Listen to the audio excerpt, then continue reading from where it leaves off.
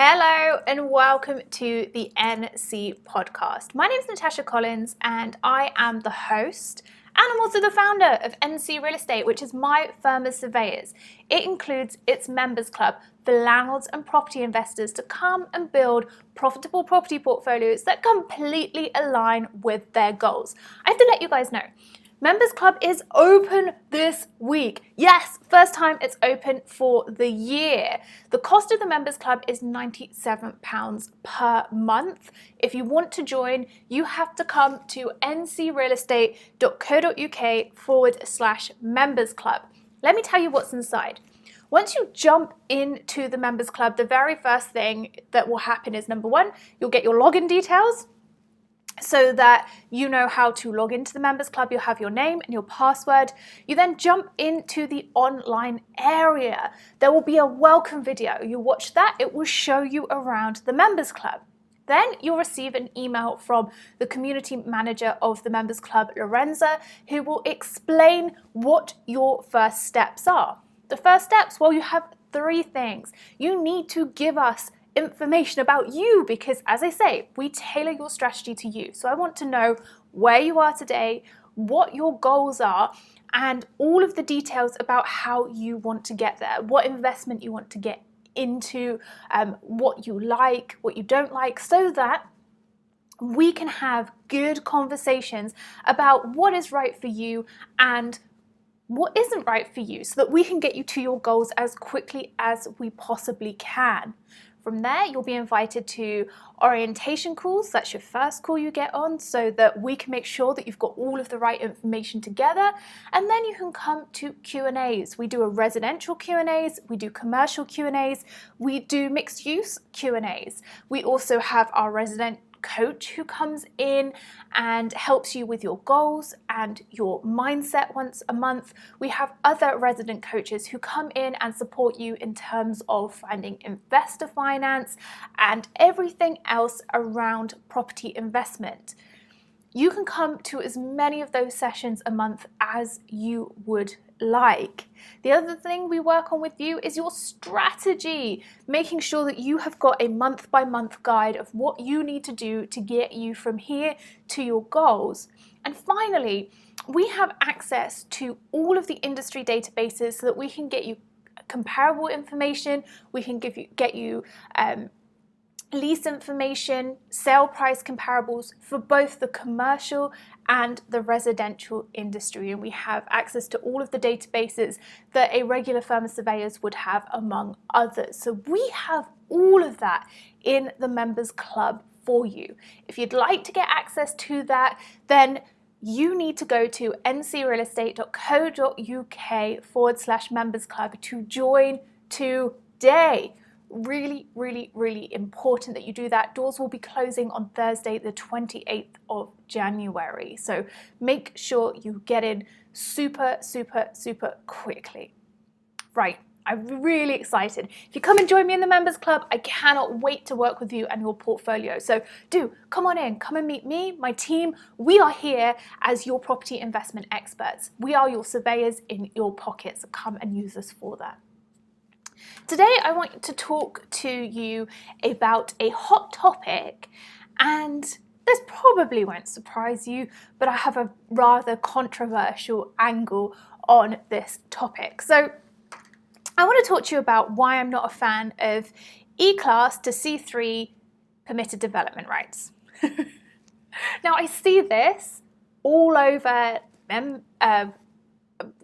Clubhouse chats, LinkedIn, social media, this celebration that the government is currently consulting on giving permitted development rights for change of use from E-Class to C3.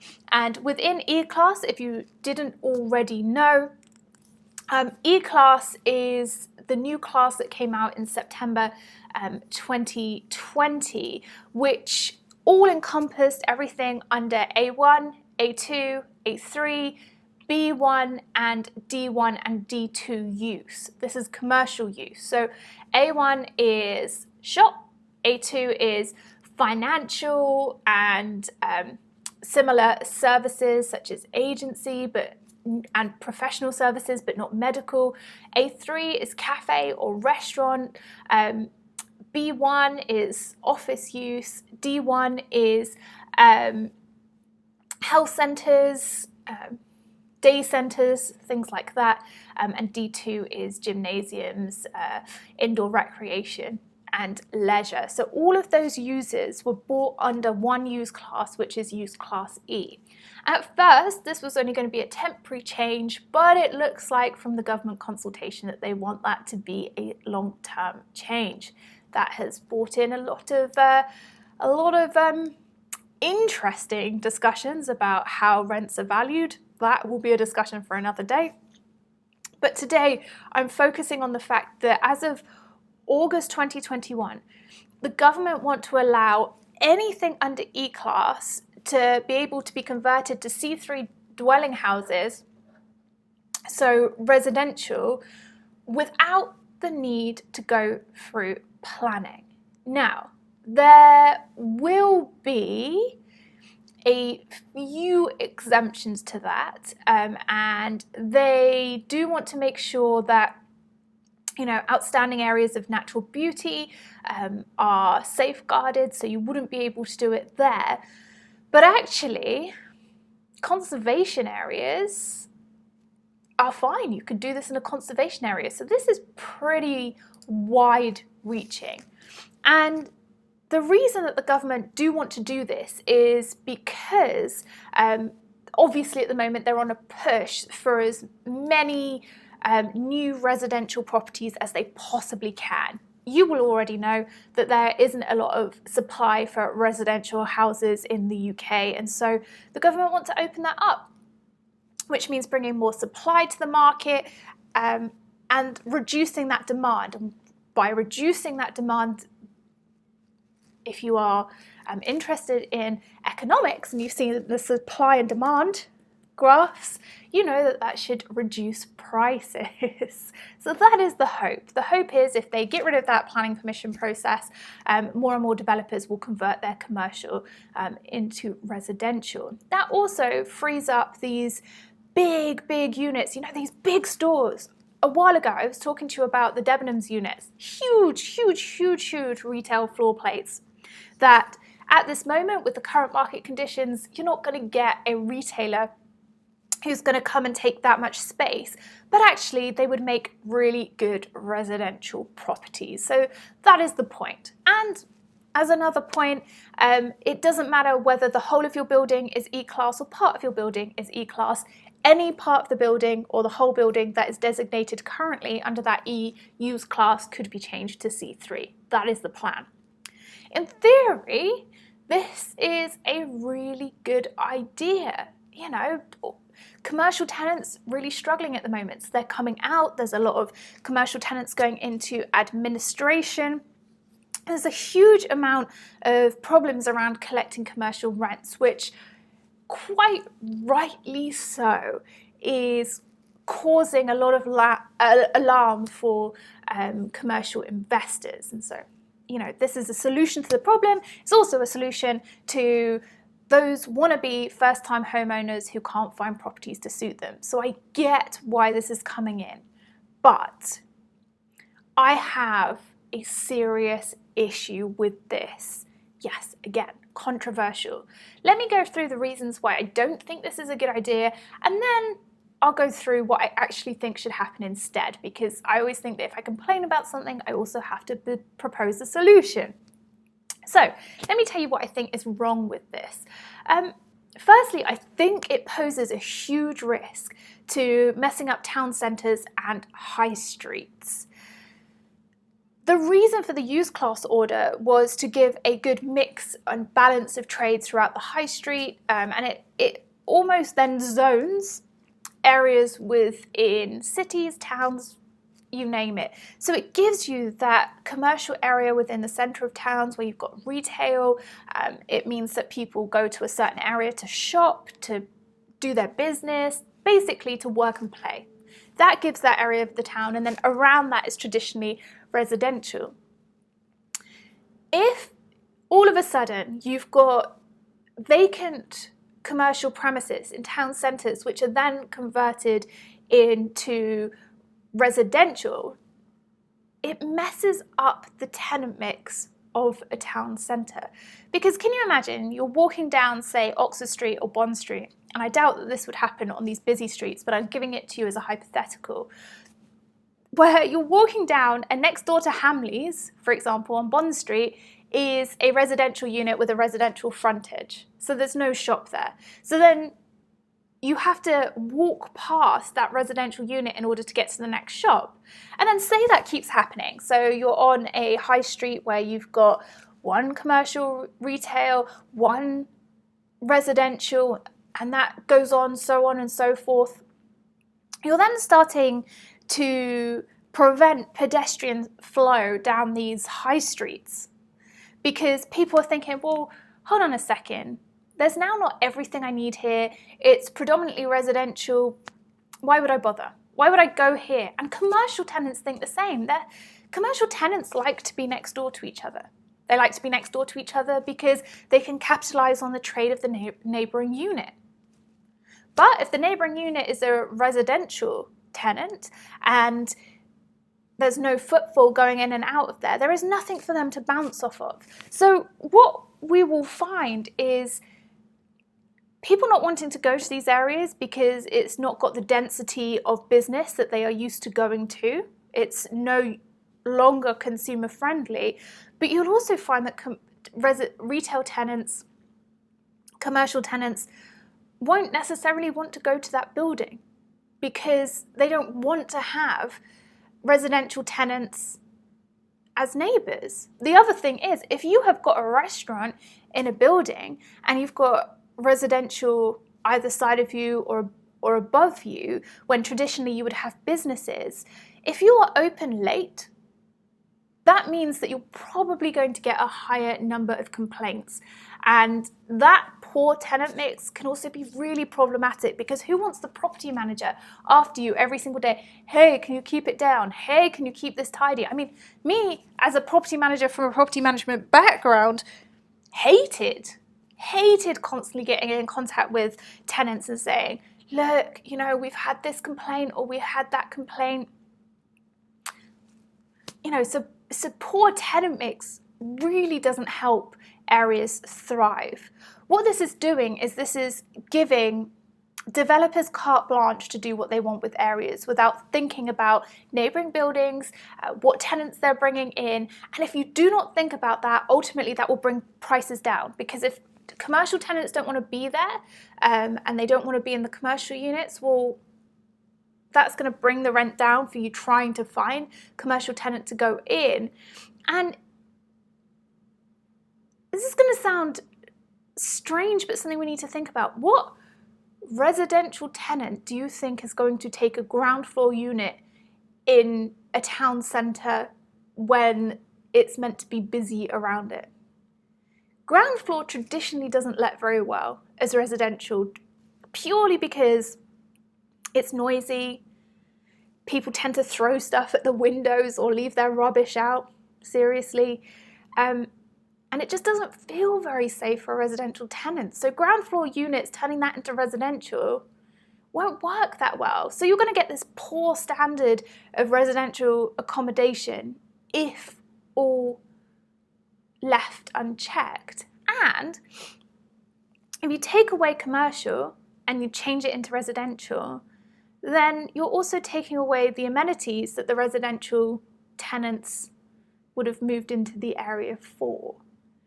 So it's interesting that the government feel that they should be putting this into developers and investors' hands rather than keeping it at council level. I find it really shocking because the minute you upset this, the minute the whole of the town, the whole of the area starts to fall down.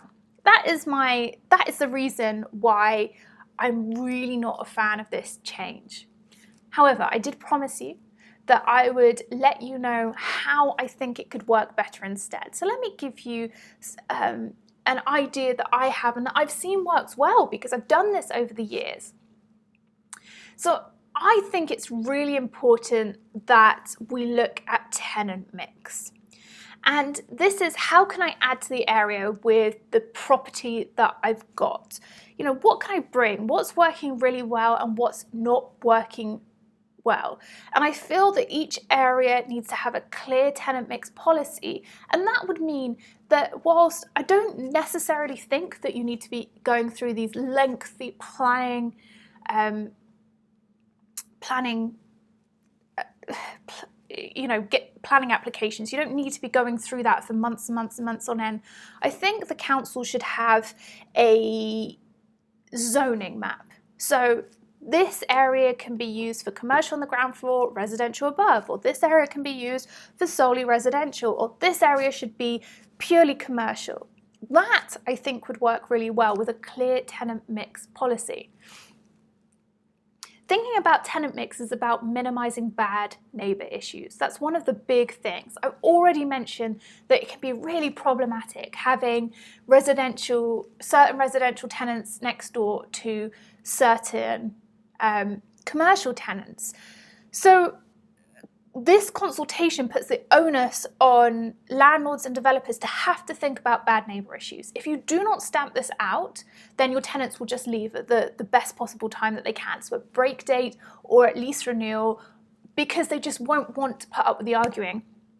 And so you need to be thinking about complementary uses. So if you've got residential in the upper parts, who would you want in the ground floor to really help them out and give your ground floor tenant that custom?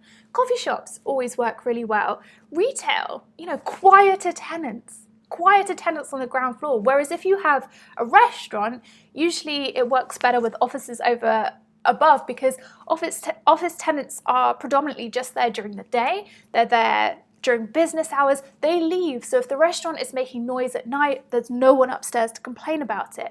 And that's the sort of thing you need to think about. Because the other thing, restaurants often have really noisy extractor fans.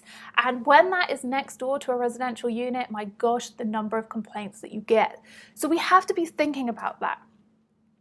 This also then allows us to think about issues of different operating hours or tenants' needs. So you want to be putting together tenants that either work at the same time, so the noise level stays the same. You're not going to get excessive noise when, as I said, restaurants, if they're open late and the tenants upstairs are home and they're trying to go to bed, but there's people outside the restaurant making noise. You don't want that. You will just get complaint after complaint after complaint. Instead, you need to think about, okay, well, if I've got residential tenants above and I've got a unit that is only going to be open 9 till 6, well, that's okay if it's quiet. Again, you also need to be thinking about deliveries on that, because it is really beneficial having a small mini market underneath residentials, like your mini Waitrose or your mini Tesco's. But you've then got to think about, when are they going to have their deliveries? And how are they going to load their deliveries into the unit, right? What time is that coming? You don't want that coming at 4 or 5 a.m. when it's going to be making beeping noises and, the unloading noise of it coming off the back of the lorry and waking everybody up and their babies and dogs barking. You don't want that.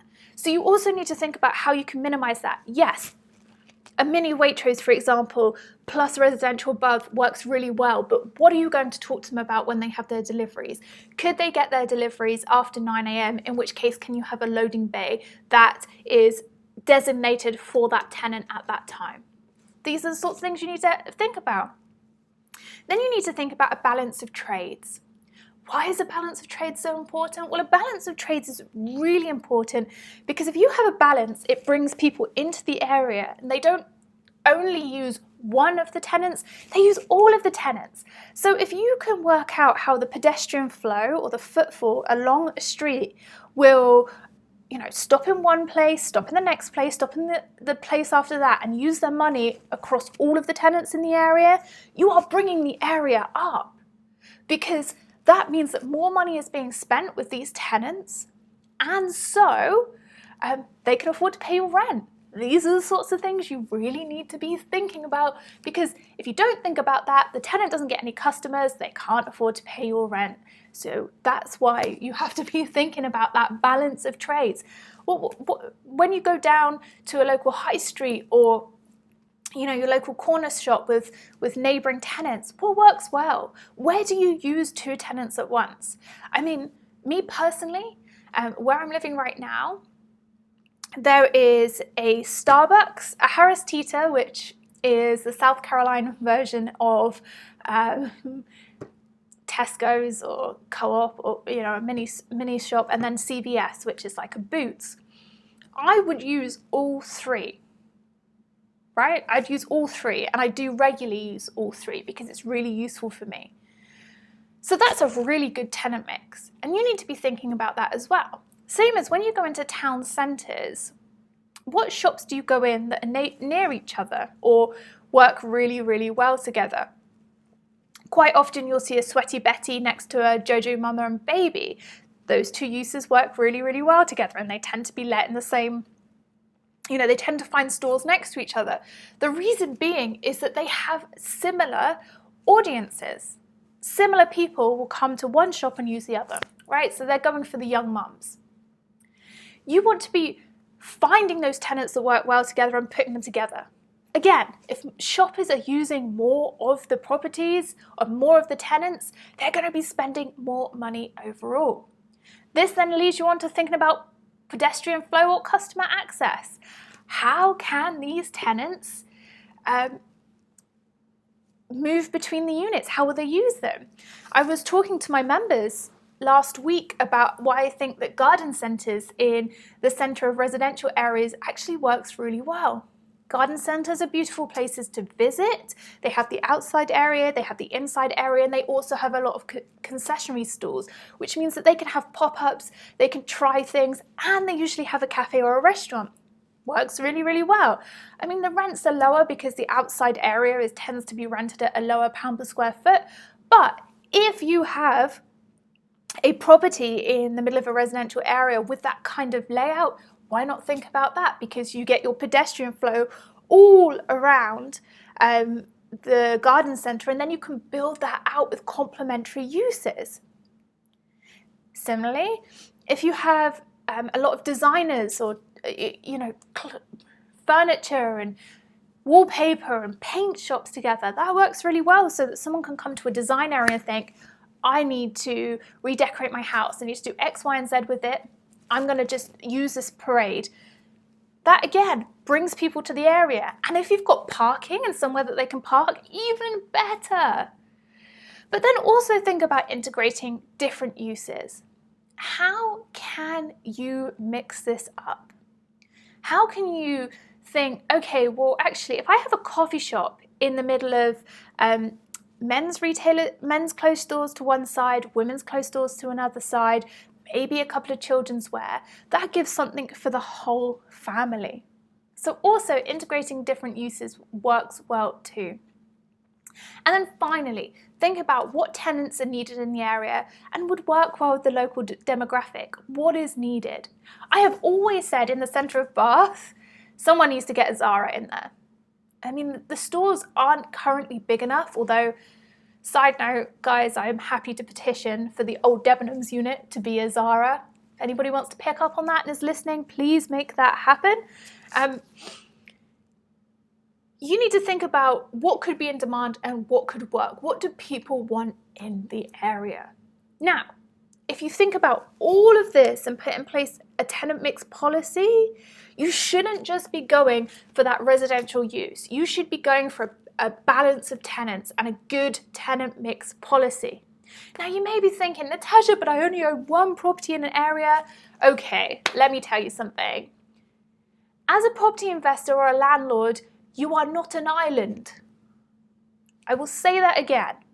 As a property investor or a landlord, you are not an island. You have to work with your neighbouring landlords and investors and property managers. Because if you don't all work together, then you're not going to create these areas that people want to come and rent from you and they want to use. And I've learned that through my many years of being in the industry. When I was managing properties for the NHS and the landed estate, I would actually look at both those strategies and see how we could move tenants around between estates, right? And I would talk to other estates that I didn't even work on and say, hey, do you have any tenants coming out? I've got this space, I could put them in. Or do you have any empty space that I could put my tenants in? The reason being is because if you work together, you know what works and what doesn't. If a certain tenant doesn't work in an area, you don't want Joe Bloggs down the street putting that tenant in their unit, because that's going to bring the area down too if it's not worked in yours. So you have to share ideas. And that, for me, is what the Members Club is about, because we share those ideas and we do that on a weekly basis. We have to know what's going on in the industry so that we can make the best decisions. We make the best decisions, we increase the value of our properties because people want to be in our properties, they stay for longer, and they pay the higher rents. If you create demand, that's where the money is made. So this is how I want us to be looking about this change of use. Yeah, it may seem like really easy. Let's just go up and buy some commercial units and change them all into residential. Whoa, hold up. Have you actually thought about what kind of profit that is going to make for you long term? I doubt it. Please, please, please, please, when we're buying up properties, we need to be looking at what is the best possible use for this property, not just how easy is it to convert it into residential. How can we make the area better? How can we add to the area? If we're thinking about that, that is where we're going to be making the money. So that's what I think we should be doing instead. Clear tenant mix policies. Look at your area, figure out what's going to work really well, and then from there, provide the accommodation. I hope that's given you something to think about. I really, really, really, really hope that it has, because we need to be starting to think about this rather than just what the easiest thing is, where we think we can make money, but everybody jumps on the bandwagon and all of a sudden prices fall off a cliff. Don't want that to happen. Instead, we need to be thinking about clear tenant mix policies. All right, hope that's been useful. If you have liked this podcast, don't forget to rate and review it, because I love, love, love hearing your comments. And remember, the Members Club is only open for this week only. So head on over to ncrealestate.co.uk/members club to join today. Thank you for listening to me today. I cannot wait to catch up with you again soon.